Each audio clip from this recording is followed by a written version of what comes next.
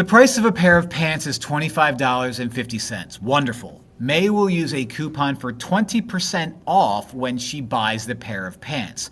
Which method can be used to correctly determine the amount of money May will save by using her coupon? So, to me, an easy way of doing discounts when you're given a really nice percentage like 20 is you take the fact that 10% of this is found easily by taking that number and moving it over one time. So 10% of 25.50 has you move the decimal over once. So 10% is going to be 2.550, which is $2.55. However, I don't care about 10%.